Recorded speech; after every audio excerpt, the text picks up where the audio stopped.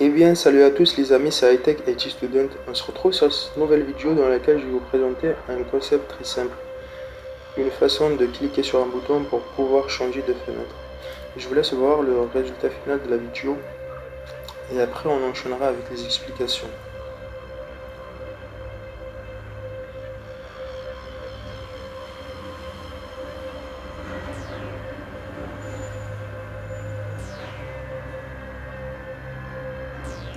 Donc, pour commencer, j'ai créé un nouveau projet JavaFX bien sûr. Je l'ai nommé test exo 3. Ensuite, j'ai créé un nouveau fichier FXML que je vais nommer vue 1, qui va correspondre bien sûr à la première fenêtre dans notre cas. Ensuite, j'ai créé une deuxième fenêtre qui s'appellera vue 2. Du coup, l'objectif c'est de pouvoir passer de la vue 1 à la vue 2 par le clic sur le bouton qui se trouve dans la vue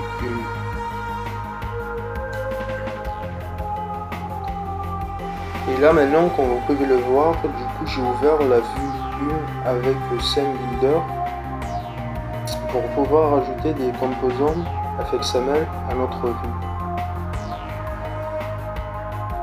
Du coup je vais rajouter un label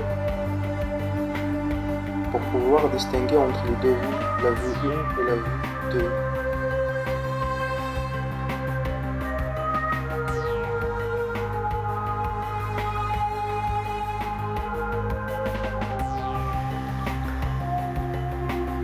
2. Et là on va donner un nom à notre fenêtre.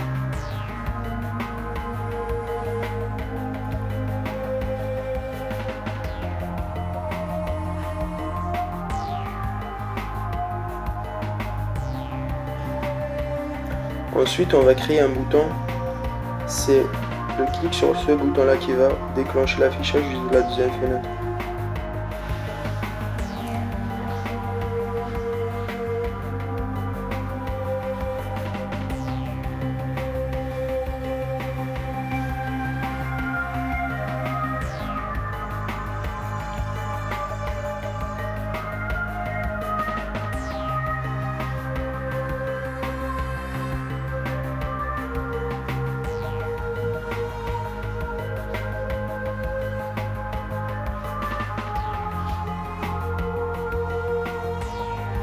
Ensuite, on fera la même chose pour la deuxième vue.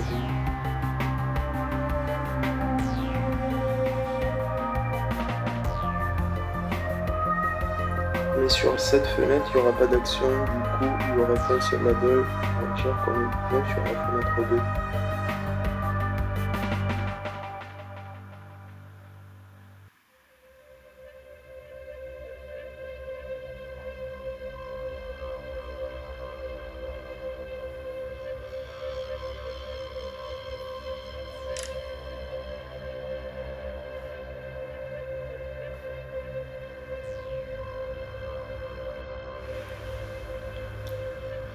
Et là, par la suite, on va créer un contrôleur associé à la première vue,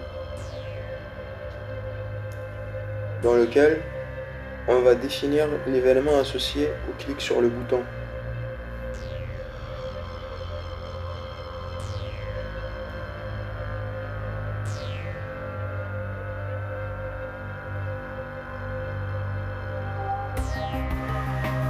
La prochaine étape, c'est bien d'associer le contrôleur qu'on vient de créer à la vue 1.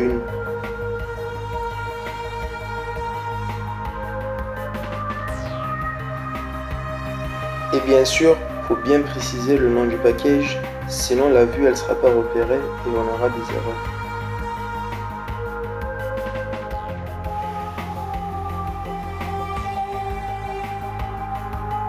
Et là du coup, on va exécuter le projet et on voit bien que la fenêtre 1 a été bien créée.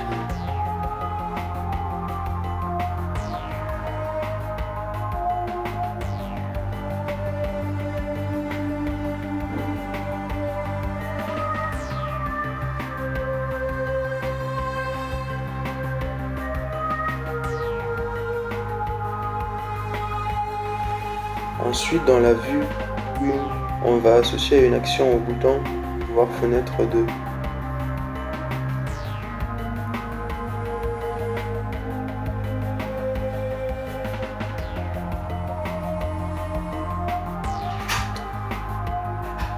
et on va définir cet événement dans la classe contrôleur associé à la vue menu.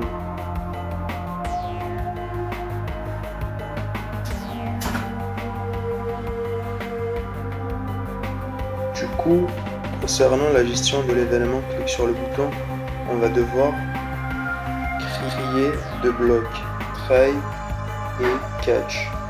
Try, c'est ce qui va être exécuté, et catch, c'est dans le cas où il y a une erreur d'exécution, comme on peut afficher des messages d'erreur.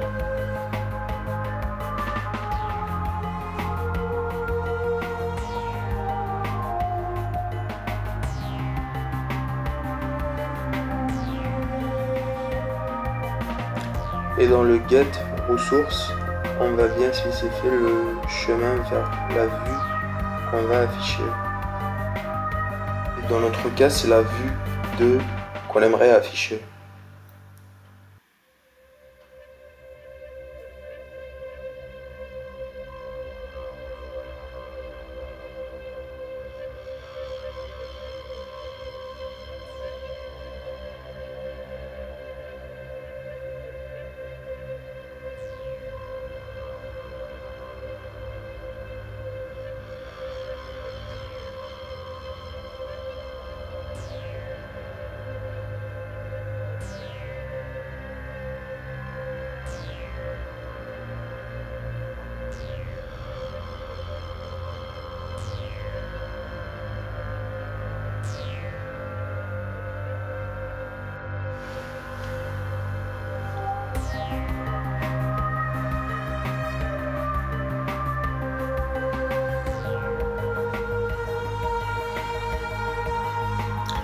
Après avoir défini le bloc try qui va s'exécuter en premier lieu, quand on clique sur le bouton aller voir la fenêtre 2, on doit impérativement déclarer le bloc cache aussi, sinon on aura des erreurs et le programme se lancera pas.